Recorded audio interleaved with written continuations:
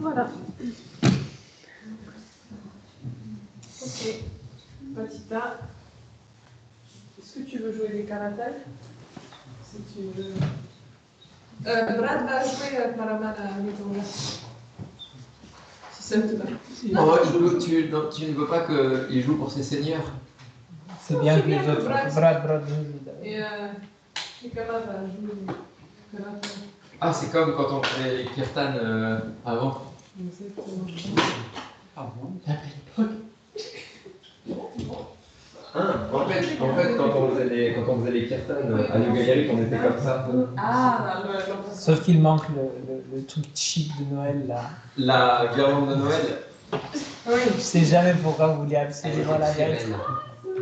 Hare Krishna. Hare Krishna, Hare Krishna.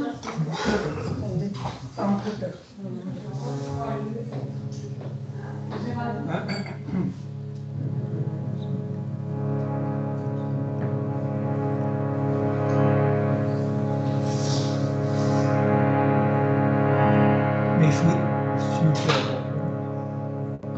Parce que là, c'est pas juste quelqu'un qui chante, c'est l'harmonium et tout ça.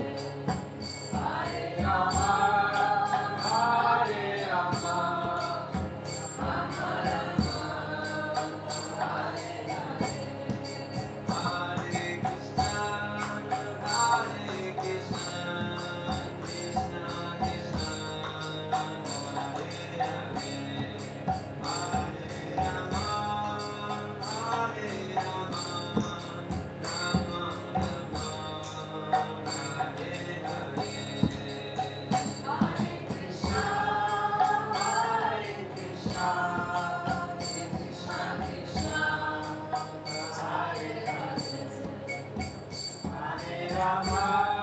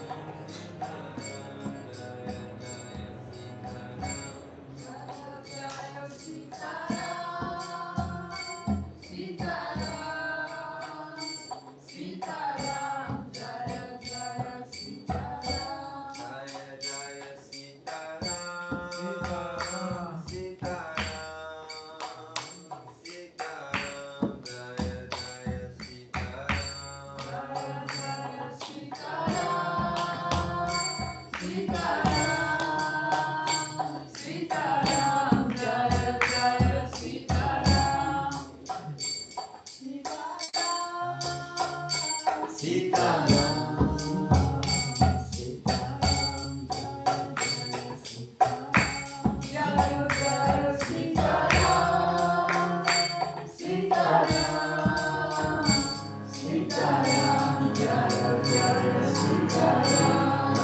Jaya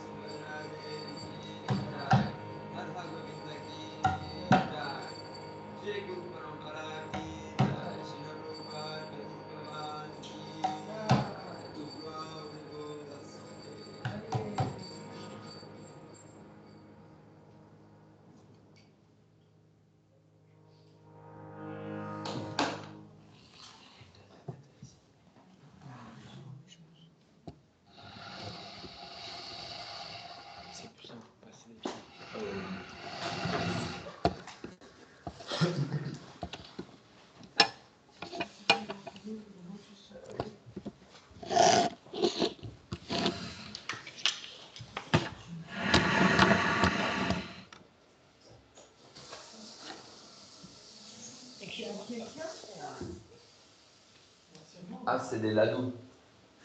Ah, c'est les mêmes. Tu as mis sur mon chien.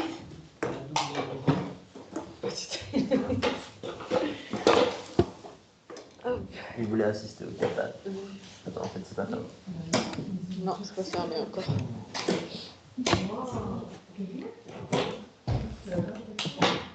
Voilà.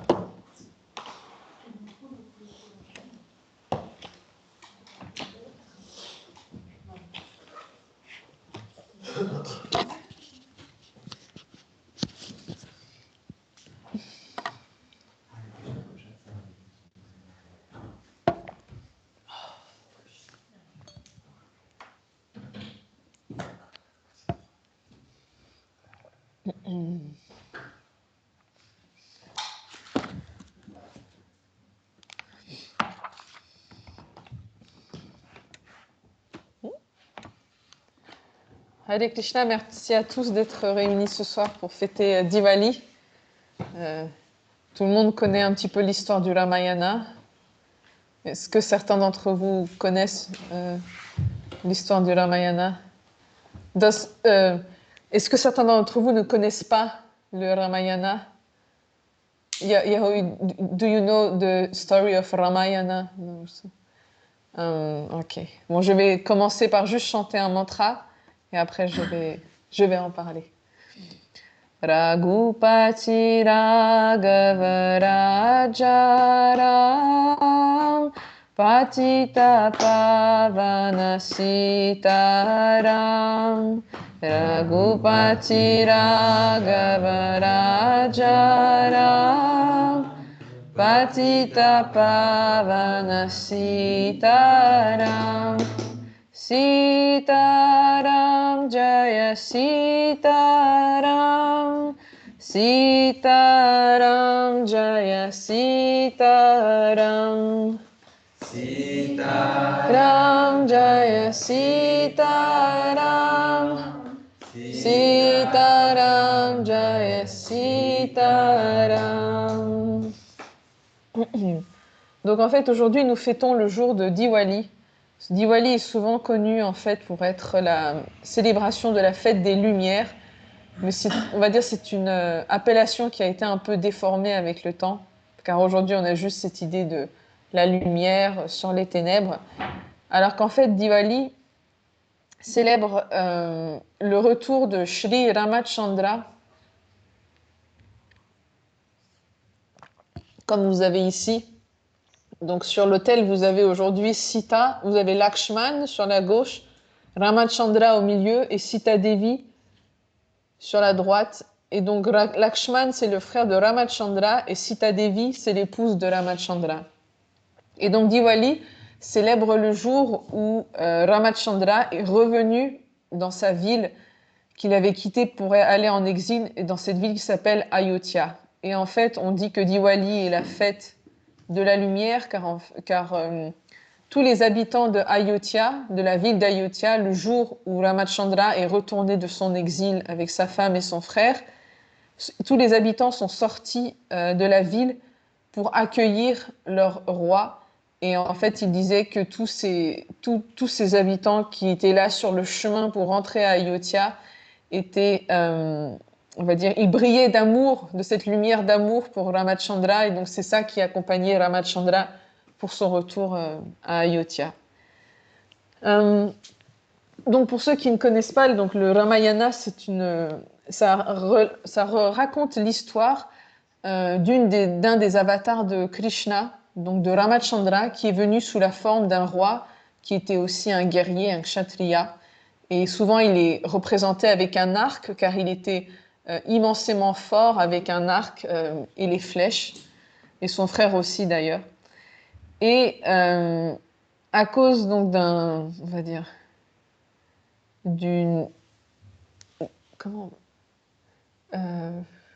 vœu qu'une des femmes de son père avait fait, et il a dû partir en exil pendant 14 ans dans la forêt. Et il a accepté en fait cette décision que son père a prise, qu'il a dû partir pour 14 ans dans la forêt, et sa femme Sita Devi est venue avec lui, et Lakshman, son frère, l'a accompagné. Et donc le Ramayana, c'est toute cette histoire de l'exil, car aussi Sita Devi a été kidnappée un moment par Ravana, qui est le roi des démons et qui vivait sur Lanka, qui est aujourd'hui Sri Lanka. Et donc en fait, pendant toute cette histoire du Ramayana, ça va être l'histoire où comment Ramachandra va essayer enfin, il va réussir, il va d'abord essayer et après réussir à retrouver Sita et à tuer donc Ravana. Et donc souvent aussi, il est dit que Diwali, c'est cette image en fait où la lumière qui gagne sur les ténèbres, donc la lumière de Ramachandra qui en fait tue Ravana et donc anéantit son règne. Diwali, en fait, c'est un moment qui arrive à la fin du Ramayana. Le Ramayana, c'est très long et souvent on en parle beaucoup au jour de naissance de Ramachandra qui se trouve, le Ramanavami qui se trouve plutôt au mois de mars, souvent. Hein? Avril-mars, ouais. Et donc là, ce moment de Diwali, c'est vraiment la toute fin. Donc si on prend le livre, c'est la toute fin du livre. Et donc, avant de retourner dans sa ville pour gouverner, Ramachandra tue le roi des démons qui s'appelle Ravana. Ravana avait kidnappé Sita car il était tombé amoureuse d'elle et il voulait absolument la posséder. Et Ravana était gigantesque. Il avait des têtes infinies. Il avait plein de têtes et plein de bras aussi. Et il était dit comme s'il était immortel, car il avait des pouvoirs mystiques très forts. Et donc il a kidnappé Sita, mais il avait en fait un problème, c'est pas un problème, mais disons qu'il avait eu une malédiction, car il avait trop abusé en fait certaines femmes, on peut dire. Et un jour, un brahmana lui a dit, si tu essayes encore de forcer une femme à avoir une relation avec toi, ta tête va exploser. Donc il a plus juste en fait kidnappé Sita et la garder dans son palais jusqu'à ce qu'elle se décide elle-même à accepter de devenir son épouse. Ravana avait déjà une infinité d'épouses dans son harem, mais il voulait absolument Sita. Et à cause de du non-contrôle de ses sens et de ses désirs qui étaient vraiment incontrôlables, il a créé cette guerre parce qu'il ne voulait pas rendre Sita Devi à Ramachandra. Et Ramachandra, comme il était un roi et un guerrier, il est parti en guerre contre Ravana pour récupérer sa femme. Et bien sûr, Ravana, tous ses conseillers, même ses frères, ses enfants, lui disaient « Mais il faut rendre Sita, car tu es en train de tuer toute notre population de démons dans cette grande guerre. » Juste pour une seule personne, en fait. Il faut que tu rendes Sita Devi à Ramachandra. Et il était persuadé que non, Sita Devi allait devenir sa femme, qu'elle allait dire oui à un moment, et que Ramachandra n'était qu'un simple humain, et que de toute façon, les démons étaient plus forts que lui. Mais le souci, c'est que Ramachandra n'était pas qu'un simple roi humain, c'était une incarnation de Krishna, qui avait donc tout son pouvoir et toute sa puissance. Et donc, pendant tout le livre du Ramayana, on voit en fait comment Ravana, à cause de cette concupiscence et son non-contrôle des sens, il détruit toute la population des démons et toute sa famille, en fait. Il anéantit sa famille en envoyant tout le monde se battre. Mais bien sûr, Krishna, donc Ramachandra, est plus fort qu'eux et il est accompagné donc de l'armée des singes et de l'armée des ours pour se battre. Et donc, il les tue tous un à un. Et là, donc Ravana, à la fin, est obligé d'aller se battre car il voit qu'il n'a plus de fils, plus de cousins, plus d'oncles à envoyer à sa place, plus de frères. Il se retrouve seul pour aller se battre. Et le souci, c'est que quand Ramachandra se bat avec lui, il ne peut pas le tuer. Car Ravana avait ce pouvoir spécial où dès que quelque chose arrive pour couper sa tête ou ses bras, ses membres ou sa tête repoussaient immédiatement. Et son cœur était en fait rempli d'un nectar qui fait que s'il mourait, c'est un nectar céleste qui fait que s'il mourait, immédiatement, il reprenait la vie en fait. Et donc, Rama se battait contre lui, c'est vraiment la fin du livre, juste avant le retour à Ayodhya. Et Ramachandra se battait avec lui et il voyait qu'il n'arrivait pas à le tuer car il reprenait toujours vie.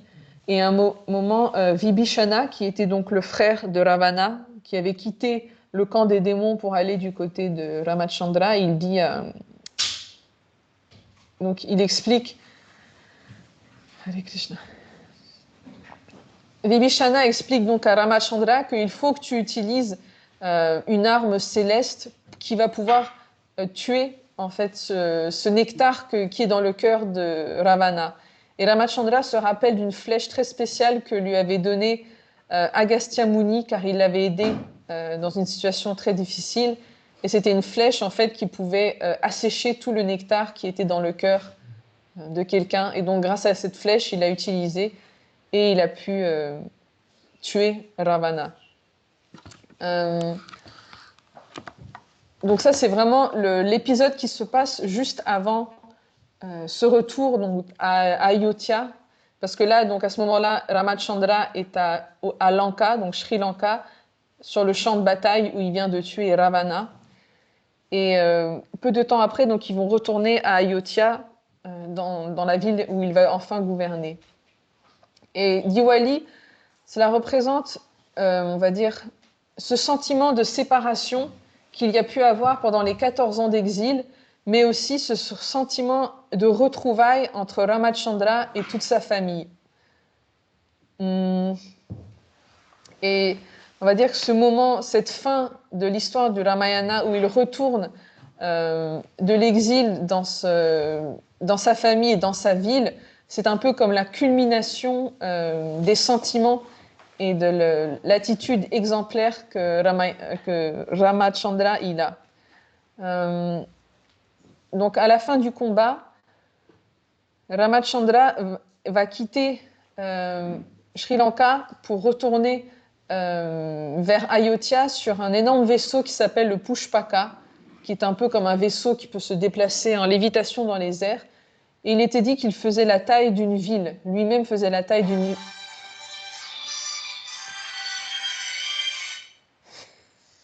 Lui-même, donc ce vaisseau faisait lui-même la taille d'une ville énorme.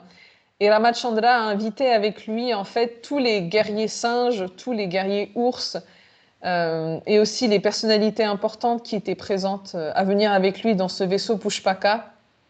Et il a aussi invité donc Vibhishana, qui était devenu le roi des démons à la place de Ravana. Il l'a invité aussi à venir quelque temps à Ayodhya pour fêter donc son retour.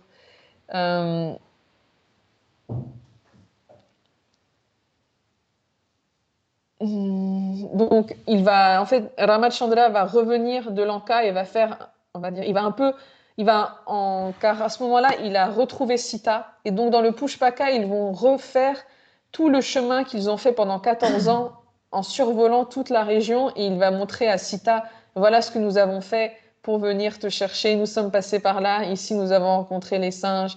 Ici, c'était là le champ de bataille. Ça, c'est là où tu étais enfermé sur Lanka.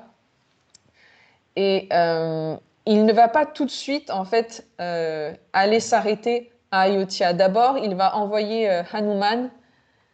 Je ne sais pas si vous connaissez Hanuman. Hanuman, c'est un guerrier singe qui était très fidèle à Ramachandra. Il l'aimait énormément. Et Ramachandra aussi. Et Hanuman a fait beaucoup de choses dans ce combat contre Ravana pour aider Ramachandra. Et donc Ramachandra, avant d'arriver à Ayodhya, il envoie Hanuman pour rencontrer Bharata, qui était le frère de Ramachandra et qui était son frère qui s'est occupé donc de Ayodhya pendant tout son exil, quand Ramachandra était parti pendant 14 ans. Et il a dit à Hanuman, s'il te plaît, préviens Bharata de notre arrivée à Ayodhya. Et c'est un passage qui est très intéressant car ça montre vraiment la subtilité et la délicatesse de Ramachandra. Car souvent, quand on entend cette idée de retrouvailles entre des personnes qui ne se sont pas vues pendant très longtemps, on imagine toujours quelque chose de très excitant, très démonstratif, très joyeux. Et là, Ramachandra ne se jette pas tout de suite dans ces émotions-là. Il dit à Hanuman d'aller en avance pour consulter son frère, pour voir, on va dire, dans quel état émotionnel il est. Il dit à Hanuman, s'il te plaît, va voir Bharata pour voir s'il s'est attaché vraiment à cette... comment dire ? au royaume et à la gouvernance du royaume. Et si c'est le cas, je ne retournerai pas à Ayodhya, je vais le laisser continuer à gouverner. Et c'est vraiment, moi j'ai beaucoup aimé, j'ai trouvé ça très touchant car on voit que Ramachandra, c'est vraiment un roi, un kshatriya très fort car en fait il ne considère pas lui forcément sa position en premier mais plutôt la sécurité et on va dire le bon maintien de son royaume et de la sécurité de son peuple car il aurait pu dire oui si mon frère ne veut pas me redonner le trône je vais me battre à nouveau, ça aurait fait encore une nouvelle guerre et là en fait il est très délicat et très subtil et il préfère en fait laisser son frère gouverner plutôt que de recréer encore à nouveau des nouveaux problèmes. Et donc Hanuman arrive et il voit Bharata et Bharata est vraiment très, très heureux et comment dire, il pleure énormément car il a attendu le retour de son frère et de sa belle-sœur et donc de son autre frère Lakshmana pendant des années. Et pendant ces années-là, Bharata, qui était devenu donc le roi de Ayodhya, n'a pas voulu vivre dans la ville même, dans le palace. Il vivait dans la forêt de Nandigram, oui, c'est ça. De Nandigram, qui était à 3 km de la ville d'Ayodhya. Ce n'était pas dans l'enceinte de la ville, mais autour, dans la forêt. Et il vivait lui aussi comme un exilé, comme un ascète. Car Ramachandra est parti pendant 14 ans vivre comme un exilé dans la forêt et il s'est dit moi aussi je vais vivre comme mon frère dans la forêt. Car quand Ramachandra est parti, Bharata voulait absolument venir avec lui. Il ne voulait pas prendre sa place sur le trône, mais Ramachandra lui a dit qu'il faut qu'il y ait quelqu'un qui fasse on va dire ce devoir, c'est très important et c'est à toi de le faire pendant que je suis en exil et je reviendrai. Et donc Bharata a pris ce rôle, mais il l'a fait dans la forêt. Il est resté lui aussi dans la position d'exilé, et tous ses ministres l'ont suivi aussi dans la forêt pour faire la gouvernance du royaume de cette manière. Et donc Hanuman dit qu'il faut préparer, appeler donc la mère de Ramachandra, les autres mères aussi, et tous les autres sujets du royaume. Et Bharata est très content et il envoie donc des messagers pour prévenir tout le monde. Et tous les habitants de Ayodhya commencent à sortir de la ville et ils remplissent la forêt de Nandigram. La forêt n'est plus vraiment une forêt, elle est juste remplie de tous les habitants d'Ayodhya qui attendent le retour de Ramachandra. Et ça, c'est vraiment l'esprit de Diwali, en fait, cette attente. Oui, ils ont des petites lampes pour s'éclairer. Et donc, c'est pour ça que ça fait cette idée des lampes de Diwali.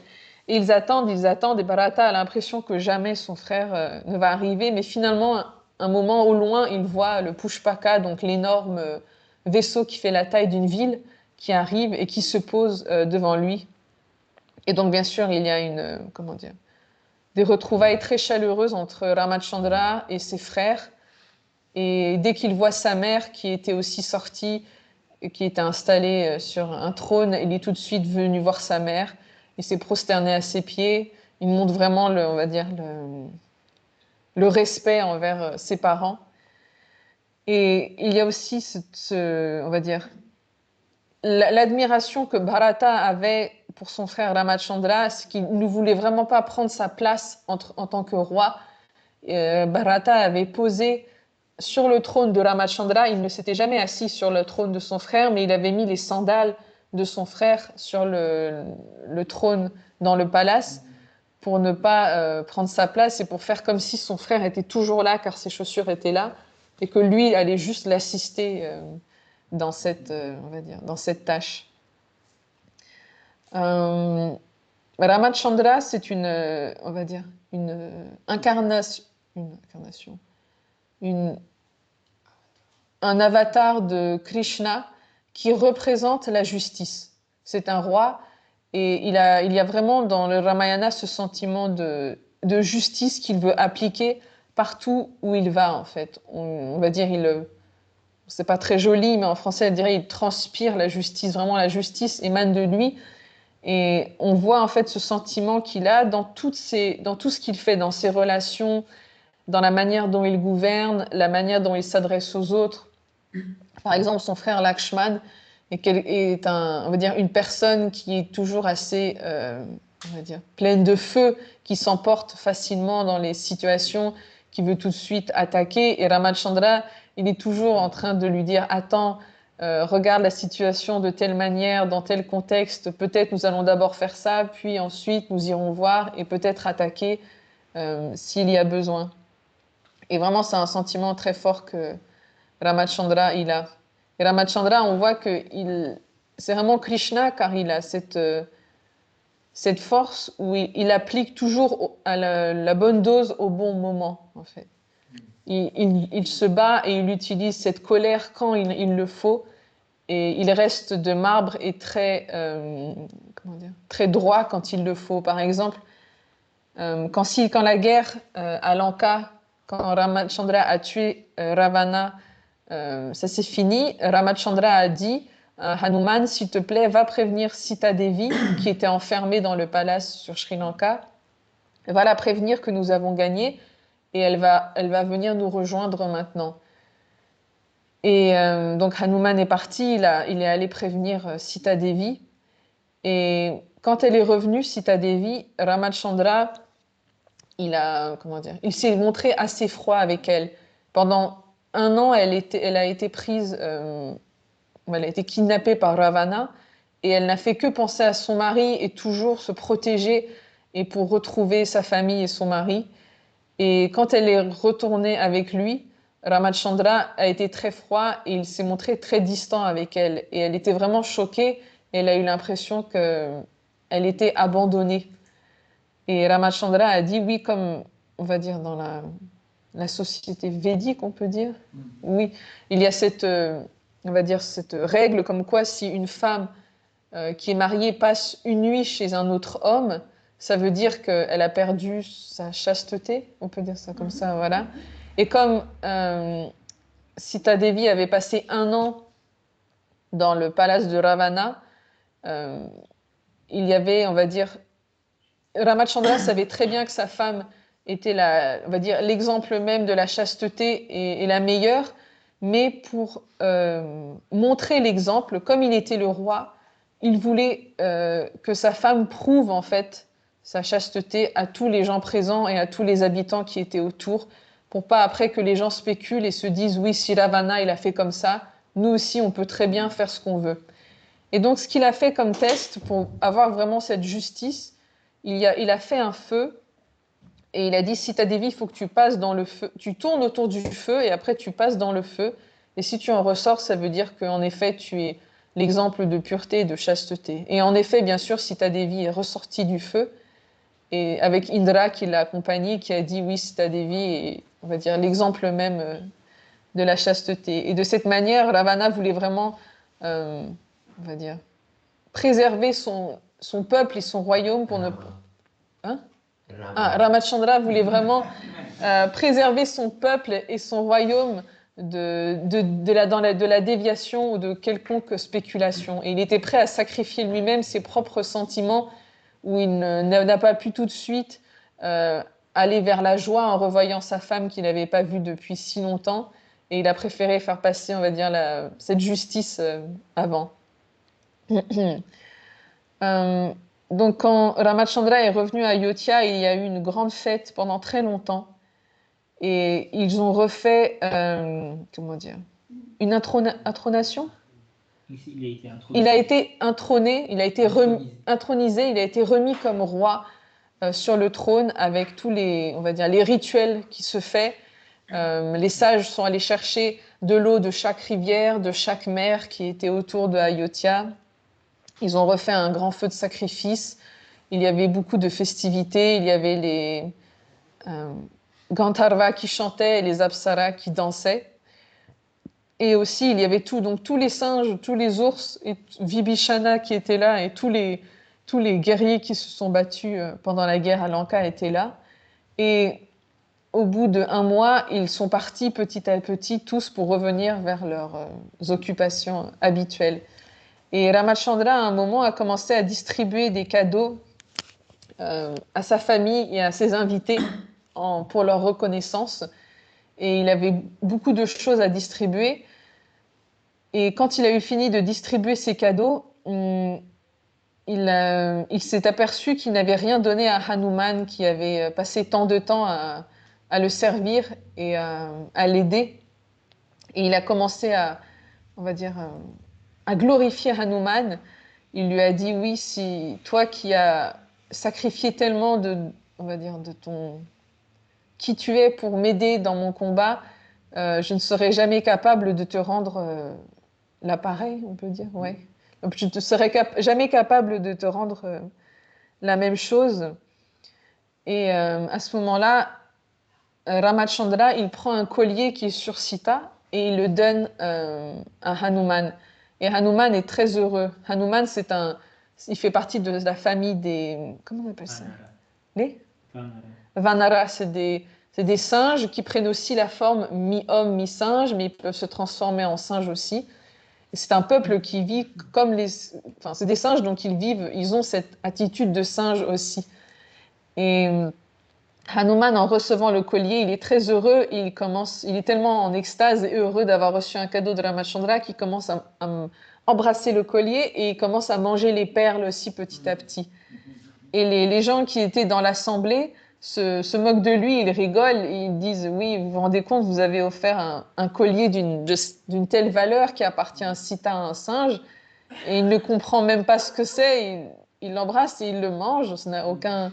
C'est l'attitude d'un singe de faire ce genre de choses un peu spontanées et étranges. » Et Ramachandra n'est pas content, il dit « Non, non, vous ne comprenez pas. » Et il dit à Hanuman, montre vraiment qu'est-ce que tu as dans ton cœur, tes sentiments quand tu fais ça dans ton cœur.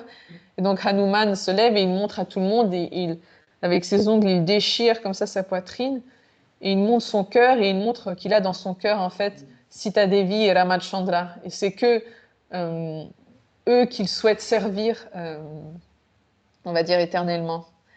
Et avant que Hanuman reparte vers la forêt de Kishkindia, où vivent donc le peuple des Vanara, les singes, il dit à Ramachandra, oui, je souhaite toujours te servir et je me rappellerai toujours je garderai tout le temps et toujours en moi qui tu es et, comment dire, mon amour pour toi en me rappelant toujours des faits du Ramayana, tout le temps oui, c'est ça, en me remémorant les histoires du Ramayana.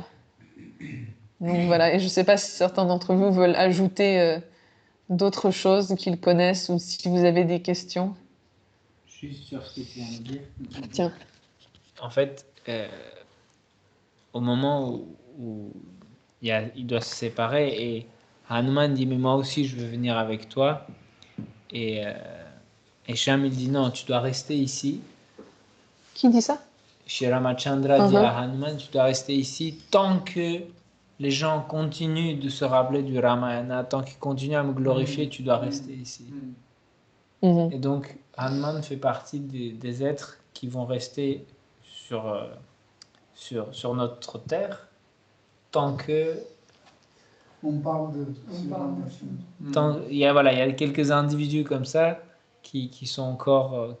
même s'ils ne font pas partie de notre yuga, ils restent pour différentes raisons. Et Hanuman, il reste parce que tant qu'il y aura au moins un dévot de Shriram, Hanuman sera là. Jai. Tu peux raconter juste une fois tu as raconté quand Sita devait sauver et le moment où Seigneur Ramachandra dit il faut que tu passes par le feu et le sentiment de... Elle a raconté. Non, Pas assez. non, tu sais le sentiment où tu dis c'est... Une autre fois, quand ce sera plus clair. C'est parti de ma tête, le Seigneur Ramachandra et son frère Lakshman. Lakshman avait le sentiment où ça déchirait son cœur, il voyait que Ramachandra n'arrive pas à maîtriser ses sens il aime tellement Sita Devi, mais quand même, il a dit non, tu te rappelles pas, c'est pas. Tu as déjà raconté. Non, mais tu as tellement bien raconté. Je vais laisser les autres raconter aussi. Quelqu'un voulait.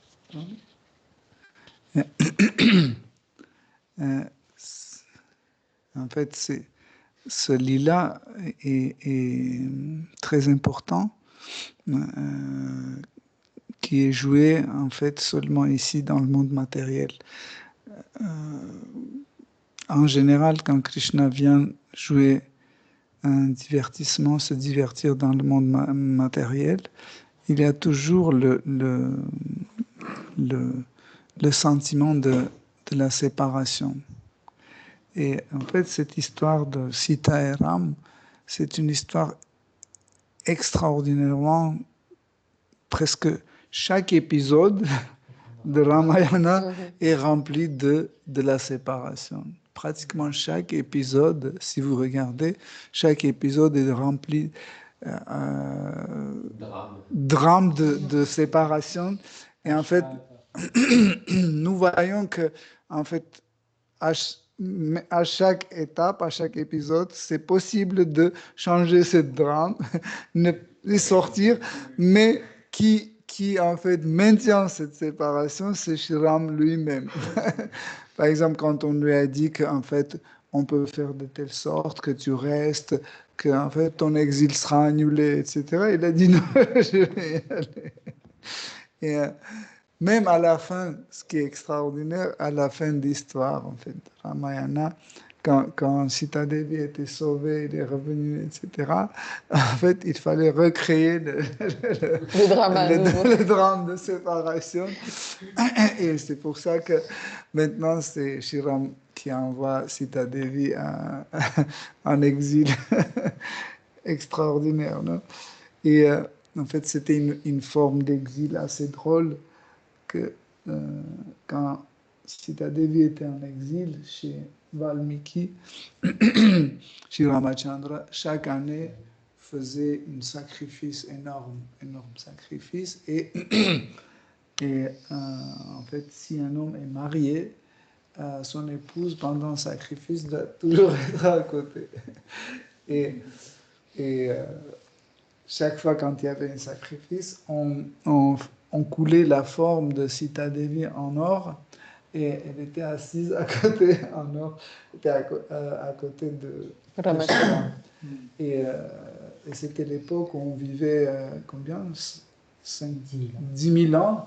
10 000 ans. Imaginez chaque année, il y avait une forme de Sita coulée en or. Et en fait, après le sacrifice, Sita Devi devait retourner avec Ramachandra dans son, comment on dit, Dans son palais personnel.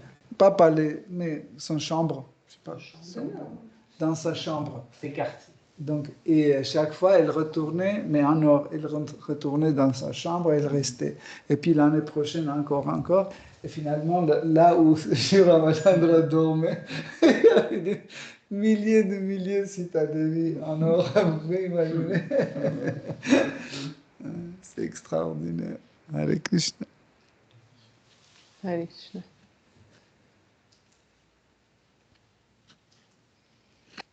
Est-ce que quelqu'un veut ajouter quelque chose? Je vais rajouter. Vas-y. Donc moi, en fait, quand j'étais petit, on entendait souvent, moi j'ai grandi à l'île Maurice, et quand j'étais petit, on entendait souvent l'histoire de Ramayana, et il y avait beaucoup d'interprétations de chaque scène. Il y a énormément de scènes dans le Ramayana. Et une des scènes qui m'avait marqué, c'est quand Sita était dans la forêt,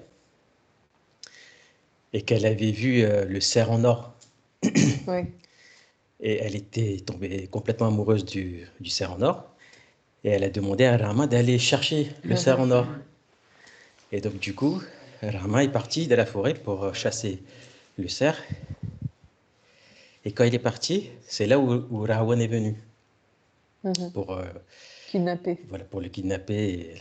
Et en fait, le métaphore qu'on associe à cette scène, c'est que Sita a été, on va dire, pris par le mental, parce qu'elle était attirée par le matériel. Et quand on est attiré par le matériel, il y a le démon, entre guillemets, qui nous prend.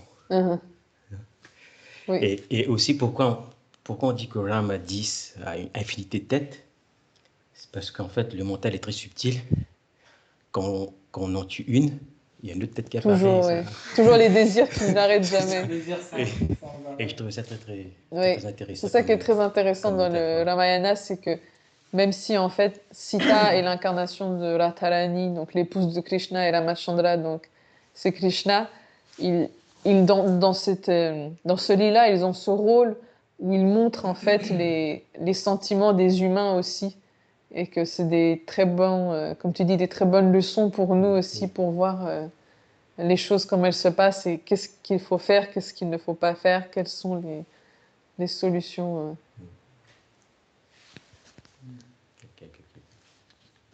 Est-ce que tu veux ajouter? Il y a il y a une scène, comme tu dis, qui est extraordinaire, mais c'est une scène qui est morcelée dans le Ramayana. En fait, plus on lit le Ramayana, plus il y a des choses intéressantes qu'on n'avait pas du tout remarquées ou vues qui viennent. Et la dernière fois que j'ai lu, il y a un démon qui s'appelle Maricha. C'est pour ça que ça m'a fait penser, parce que c'est lui qui prend la forme de ce cerf. Et en fait, ce démon, on le rencontre tout au début du Ramayana, quand Vishwamitra Muni vient voir Dashrath et lui dit « Il faut que tu me prêtes tes 2 fils, parce que j'ai besoin d'éliminer des démons, mais comme moi je suis un brahmana, et que je fais les sacrifices avec les autres brahmanas à mon ashram, on ne peut pas et faire le sacrifice et tuer les démons. Ils peuvent, ils ont les moyens, mais s'ils les tuent, ils ne seront pas assez purs en tant que brahmana pour faire le sacrifice. Et il dit, j'ai besoin de ton fils. Et Dashrath dit, hors de question, bref. À la fin, il accepte, il n'a pas le choix. On parlait de séparation. Et donc, quand ils vont là-bas, il y a principalement deux démons qui embêtent Vishwamitra et les autres brahmanas. Il y a Maricha et un autre démon, je ne me rappelle plus son nom. Et ce qu'ils font, c'est qu'ils jettent des carcasses d'animaux morts dans le feu de sacrifice, du sang, ils aspergent de sang. Bref, ils font des choses de démons, quoi. Et en fait, Shiram, il tue d'un des deux, il tue l'un, mais Maricha, il prend une flèche qui ne le tue pas, mais qui l'envoie à l'autre côté de l'Inde. Ouais, comment l'Inde. La flèche le fait traverser tout Bharata-varsha, d'un bout à l'autre. Et on pense que voilà, c'est fini. Mais en fait, il est encore là dans tout le Ramayana. Il revient par épisode, et il revient vraiment plus vers la fin, quand Ravana... En fait, avant d'arriver à Ravana, quand il y a l'épisode avec la sœur de Ravana, Shurpanaka, elle se fait couper son nez, n'est-ce pas, par Lakshman pour la punir. Et elle va tout de suite chercher, comprenant qu'elle ne peut rien faire contre Shiram et Lakshman, elle va chercher à exciter le mental de ses frères pour qu'elles aillent se battre et la vengent contre Shiram et Sita et Lakshman. Et quand elle commence à exciter ses frères et ses proches, ils se font tuer. Donc à la fin, elle finit par aller voir Ravana et dire, voilà, regarde, moi je suis ta sœur, regarde ce qu'ils font avec ta sœur.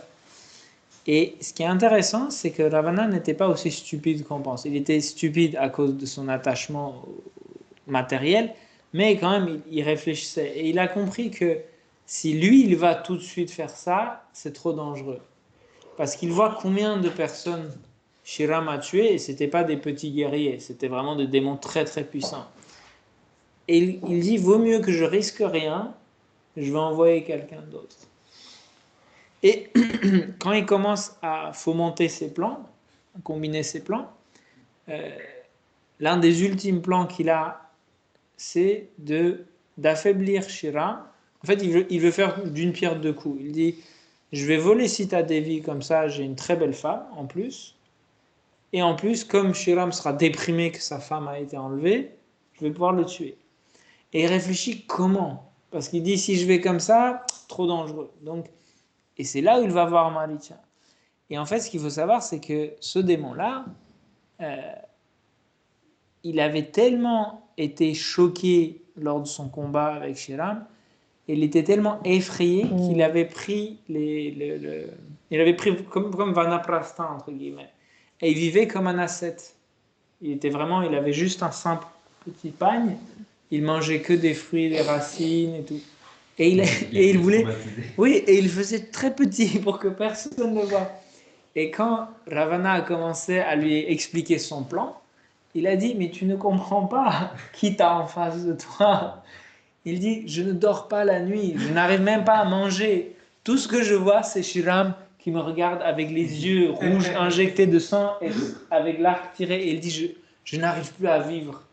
Je ferme les yeux, je vois Shiram qui va me tuer. J'essaie de dormir, je vois Shiram qui je ne peux plus rien faire. Et il dit, tu es fou de faire ça.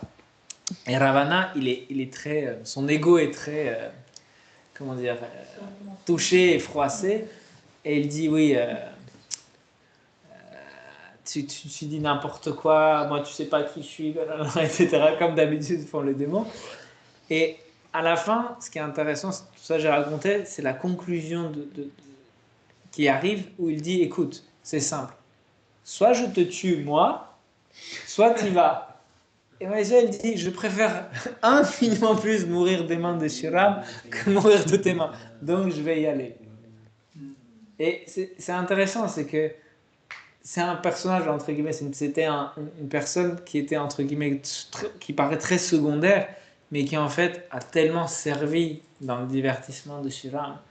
Et que, en fait, Shiram aurait pu le tuer dès le début, mais il l'a laissé vivre pour que tout ça arrive et que ces sentiments qu'en fait, il ne pouvait plus rien faire de sa vie. Et souvent, on dit ça quand on pense, les gopis, elles pensent à Krishna tout le temps, elles n'arrivent pas à dormir. Mais lui aussi, il n'arrivait pas à dormir. Il ne pouvait pas manger, il ne pouvait pas... Et Comme ça aussi. Comme ça aussi. Mais ce qui est intéressant dans ce cas-là et qui diffère de Kamsa, c'est qu'il n'avait pas d'animosité. Et c'est un cas très rare. Vous voyez ce que je veux dire? C'est que les démons, généralement, ils pensent à Krishna avec peur ou autre et le détestent. Lui ne détestait pas.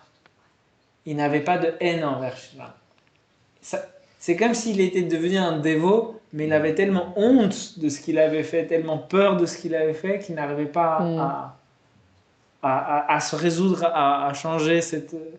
Et donc il vivait tout le temps effrayé de Shiram. Voilà. Et du coup, à la fin, il se fait attraper quand même par Shiram. Est-ce que si quelqu'un veut raconter autre chose? Je ne sais pas si vous avez déjà raconté ça, mais je ne pense pas. Un jour, c'était encore en exil. Sita et Ram étaient en train de se faire une sieste.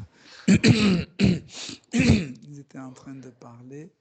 Et du coup, il y avait comment on dit, le bramement. Le meuglement des vaches. Le meuglement des vaches. Ils ont entendu le meuglement des vaches et Shiram a commencé à sourire comme ça. Et Sita a dit, pourquoi tu fais ça? Je dis, non, rien. Je dis, non, s'il te plaît, raconte-moi. Pourquoi tu as fait ça? Il dit, en fait, à la fin de Dvapara Yuga, je vais venir sur la terre sur une autre forme.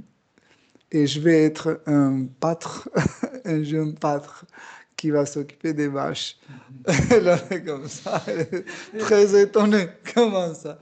Mais elle est tellement curieuse, elle m'a dit, tu peux me montrer cette forme, s'il te plaît? Elle a dit, non, c'est pas la peine. Non, s'il te plaît. Et Shiram a dit, ok. Et il a sorti de son corps un murti de Shamasundara qu'il a offert. Et en fait, Sita Devi a commencé à adorer cette murti.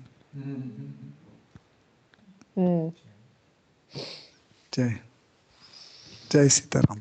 Merci beaucoup. Est-ce que quelqu'un veut ajouter quelque chose d'autre? Ou une question, si quelqu'un a une question, sinon... Non. Bon, On peut s'arrêter là, sinon. Ok. Ouais. Parce qu'il est- Ouais. Можно один вопрос? Я рассказал историю, Маленький. я их частично помню. Что? Потому что просад есть. Да нет, Маленький вопрос. просто рассказывали о том, что On a raconté la question, comme ça. вот он. Вы рассказывали о том, Vous avez raconté que что когда то есть Ситадеви привел этот Хануман, да? Rencontrer Hanuman? Привел, да? привел куда, кто кого. Ну, как Привел или принес? послали. Quand il est allé voir le Sadi. Не, вот, ну, короче, что она пришла, и Господь Рамачандра попросил вот это, как с огнем, чтобы прошло. Quand Sita Devi est revenue et Seigneur Ramachandra a demandé que Sita Devi passe par le feu, épreuve de feu, Ну, чтобы показать вот эту чистоту, и чтобы pour montrer sa chasteté, etc. кто будут, ну, чтобы потом не говорили, вот, Господь Рамачандра позволил, Pour мы теперь que- можем. Pour qu'après les gens ne disent pas que voilà, Seigneur Ramachandra a permis ça à sa femme et nous aussi on peut faire pareil. Если это было сделано, почему он потом оставил Ситадеву? Что? Si elle a passé déjà l'épreuve de feu, pourquoi après Seigneur Ramachandra l'a exilé? Ну, если уже все доказано. Comme всё si tout доказано. était déjà prouvé et pourquoi après? Même, c'est pire, c'est que même Brahma lui-même est venu dire. C'est même pire que ça, c'est que Brahma lui-même est venu dire, moi qui vois tout ce qui se passe dans mon univers, dans le sens, c'est lui quand même qui l'a créé et tout, et qui supervise. Il dit, moi je viens et je suis témoin que ça s'est bien passé. Ça, Yudhishthir Maharaj le dit très très bien. Shiram le dit plusieurs fois lui-même. Et Yudhishthir, pas encore mieux, mais aussi l'explique très très bien. Il dit qu'une des armes les plus mortelles pour un roi, c'est la diffamation. Tu sais, c'est quand, par exemple, un journal dit tu es une rockstar et quelqu'un dit on l'a vu avec un jeune garçon. Le pape a été vu avec un jeune prêtre tout nu. Et c'est faux, mais il dit ça. Un mensonge public pour casser la position. Et il dit que c'est vraiment un poison. Et Shriram lui-même, il explique ça dans différentes occasions à différentes personnes. Il dit que, en fait, le problème, c'est que le roi ne vit que par sa position. Si par exemple, le roi, il dit, toi, là, tu dois aller faire ça, la personne, elle obéit parce qu'il est le roi, il a la position. Et sa position est que par le respect. Parce que physiquement, il n'y a rien. Oui, il est plus fort, il est ceci, cela, mais son autorité se base sur cette confiance. Donc si quelqu'un pollue, corrompt cette position, cette stature, alors tout s'écroule. Et tout le Ramayana, l'enseignement qu'il y a dedans pour les kshatriyas, entre guillemets, c'est ça. C'est pour ça que Dashrata, il dit à Ram, il dit n'y va pas, et il dit mais papa, je peux pas. Mon père, je peux pas. Parce que nous sommes des kshatriyas, nous devons maintenir. Si nous, on donne une parole et qu'on ne la maintient pas, tout va s'écrouler. Et tout le temps, c'est comme ça. À chaque fois, il dit, j'ai donné ma parole, je dois le faire. J'ai donné ma parole, je dois le faire. Et souvent, on retient que la partie des promesses, mais cette partie-là aussi est comme ça. C'est-à-dire que si il est écrit que je ne dois pas accepter, alors moi, en tant que roi, je suis obligé. Et quand la deuxième fois, il a entendu, il dit à Lakshman, il dit, tu vois, même malgré tout, même là, ça n'a pas marché. Donc il faut trouver une autre solution. Le contexte de la deuxième fois où il a entendu. En fait, c'est que on lui a rapporté à son conseil des ministres, on a rapporté que des gens avaient dit dans des discussions comme ça que des hommes avaient dit à leurs femmes que oui, tu crois que moi je suis Shiram, je vais t'accepter alors que tu es rentré tard la soir. Juste des gens qui parlaient gossip. Comment ça s'appelle? Les ragots. Et Shiram est complètement choqué et tous les ministres tout de suite trouvaient cet homme, punissez-le. Shiram dit non, ça marche pas dans ce sens, c'est dans l'autre sens que ça doit marcher. Et il dit j'ai compris ce que je dois faire. Et là, il a fait venir Lakshman. Il a dit tu fais toujours tout ce que je te dis, Lakshman, et je t'aime beaucoup parce que tu suis toujours tout ce que je te demande. Il dit promets-moi que tu feras ce que je te dirai. Et Lakshman dit je te jure. Il dit même si c'est difficile, il dit oui, je te jure. Il dit alors tu dois les prendre si tu as dévié et l'emmener. Et c'est Lakshman. Il dit, oh. Et c'est là où il dit la fameuse phrase, il dit plus jamais je renaîtrai comme ton petit frère. Parce que comme il est le petit frère, il obéit, mais s'il est le grand frère, il peut dire non. Mais je me demande aussi si... En fait, si Sita n'a pas été aussi... Bien sûr, il y a ce contexte-là, mais aussi pour continuer ces lilas de séparation, comme dit Akshananda, quand en fait Sita, elle part en exil et elle est accueillie avec Valmiki. Et en fait, à ce moment-là, elle est enceinte de leurs enfants, qui sont des jumeaux, deux garçons qui s'appellent Lava et Kusha. Et en fait, ils grandissent en connaissant le Ramayana par cœur. Ils sont éduqués donc, par Sita et donc le sage Valmiki. Et quand ils deviennent adolescents, ils sont tous les deux très connus pour réciter le Ramayana d'une manière experte. Et partout autour de Ayodhya et dans Bharata, en fait, ils sont très reconnus pour cela. Et Ramachandra, il ne sait pas qu'il a deux fils. Et il en entend parler un jour où ils sont pas très loin d'Ayodhya. Et il dit oui, s'il vous plaît, amenez-les au palais. Je veux les écouter en fait raconter le Ramayana. Et c'est comme ça en fait qu'il re-rencontre ses fils. Et je pense que c'est comme ça que ça fait. Enfin, c'est lié aussi dans ce sens-là, sûrement. Ramachandra, il aimait se déguiser et sortir dans la ville, surtout les soirs. Il se déguisait, comme ça il sortait, il écoutait qu'est-ce que le peuple parle de lui. Et c'est là où, en fait, il a entendu cet homme qui parlait à sa femme en disant « Je ne suis pas aussi gentil comme Shri Ramachandra ». Dans quelle version de Ramayana? Moi aussi, j'ai entendu Akshananda. Mais dans la version de Valmiki, parce qu'il y a plusieurs Ramayana qui est une partie dans Bhagavatam, il y en a celui de Tulasidas, et celui de Valmiki, quelqu'un lui rapporte pendant qu'il est avec ses ministres. Parce que cette habitude existait en Orient, même presque, je ne dirais pas dans tous les contes de fées arméniennes ou dans les contes. Mais en fait, toujours le roi sortait déguisé. Dans la tradition Vaishnav, même si vous avez 2 ou 3 versions, on accepte toutes les versions. Je ne sais pas de quel jour de Brahma c'est. Non, aussi les divertissements de Krishna sont assez particuliers. Même à la même époque, il peut jouer un divertissement qui peut être vu différemment. Donc c'est... Moi, quand je suis venu dans la conscience Krishna, je pensais que tout est comme ça, facile. A, B, C, D. Et après, plus on avance dans la conscience Krishna, tu vois qu'il y a 3A, 10B, 15C. Donc, on accepte ça. Ce qui est intéressant aussi,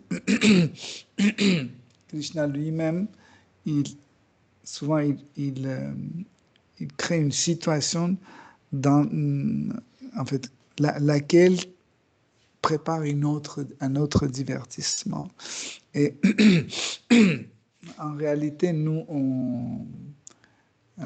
c'est vrai que quand on regarde cette situation avec l'exil, avec deuxième exil où Sita Devi a été envoyée en exil, etc., nous, on est privé de compréhension de qu'est-ce que les personnages revivent. Et nous pensons que Sita Devi a revécu comme une simple femme. Elle va dire non, c'est pas possible. Moi qui a donné toute sa vie à son mari, je l'ai suivi, j'étais fidèle pendant 14 ans dans la forêt, etc.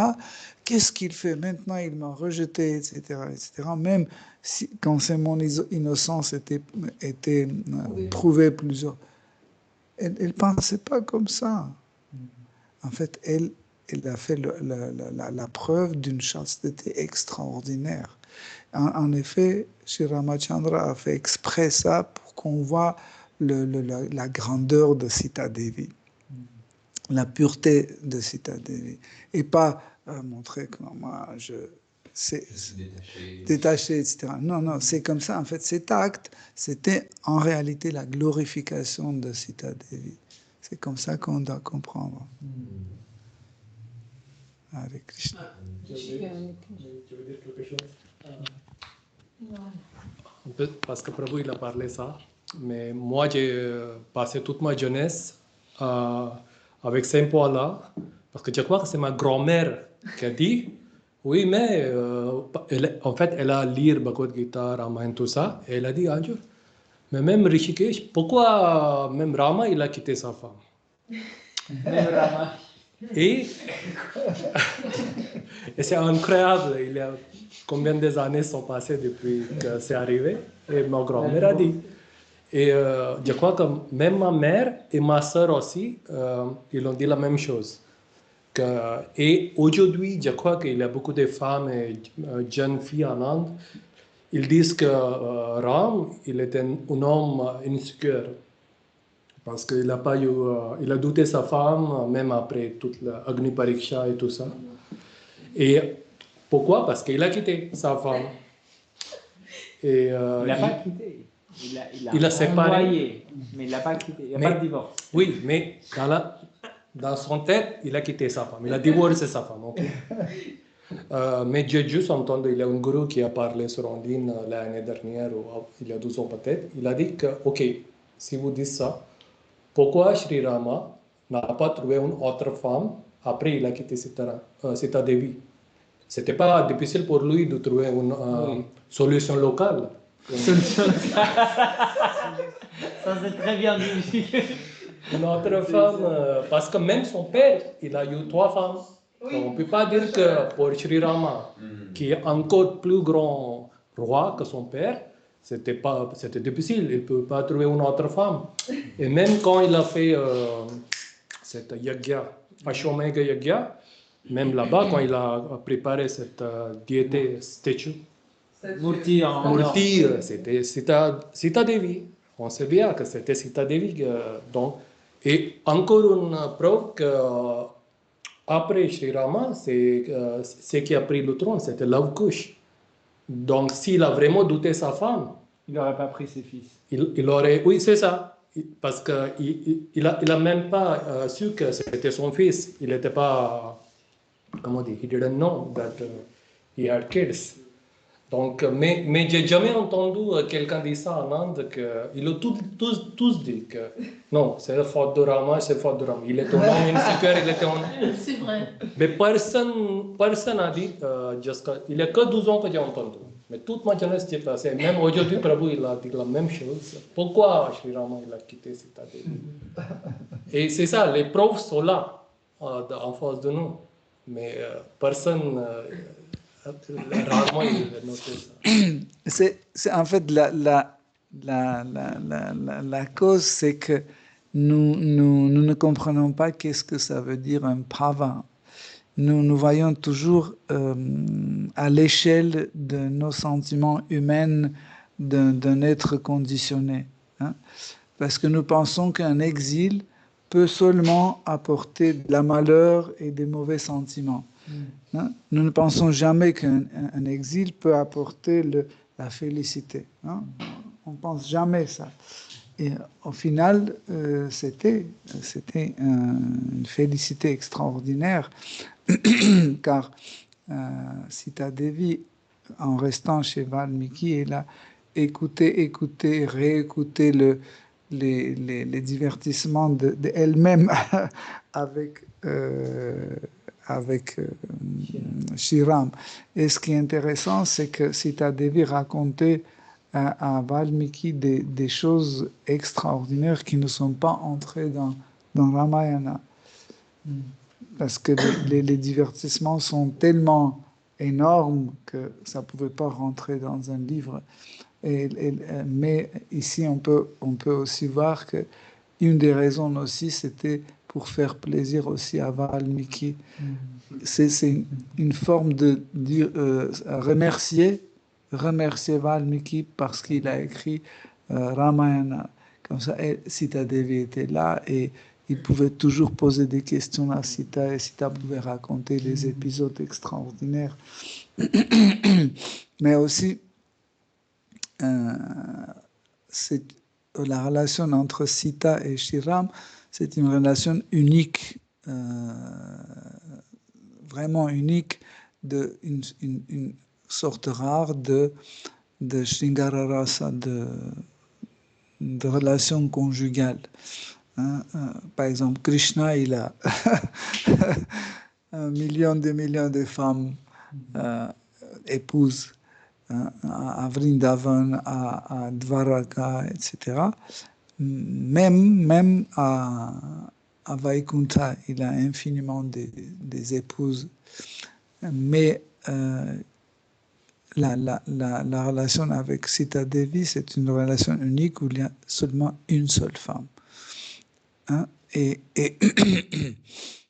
en fait, c'est aussi son dharma. Il le considère comme un dharma. Parce que la loi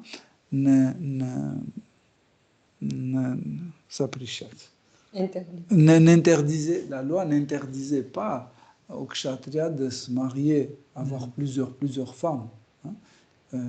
Shri Ramachandra pouvait épouser une autre, comme Rishikesha dit, épouser une autre femme. Mais en fait, comme ça, Shri Ramachandra a fait comprendre à tout le monde que le dharma d'Ayodhya n'est pas le même dharma d'ailleurs. Vous comprenez, c'est un dharma qui vient de relations des êtres, de bhakti. C'est pas un dharma qui vient de scripturaire. C'est pas un dharma qui est devant Varnashrama dharma. C'est un dharma qui vient de bhakti. C'est ça la particularité d'Ayodhya, parce qu'ils ont un dharma, mais ce dharma, c'est un dharma de bhakti. Il ne faut pas comprendre que le dharma d'Ayodhya, c'est un dharma de Varnashrama. Non, ça c'est une erreur grave. C'est un dharma de bhakti, c'est bhakti qui met les règles. Et en faisant cet acte, ça veut dire en restant toujours avec une seule femme qui était Sita Devi, il a prouvé qu'en fait, il y a un autre dharma, un dharma de bhakti. Hare Krishna. On peut s'arrêter là.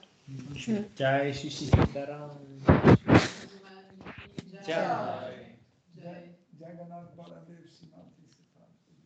Jai. Jagadalinde Das. Jai. Jai.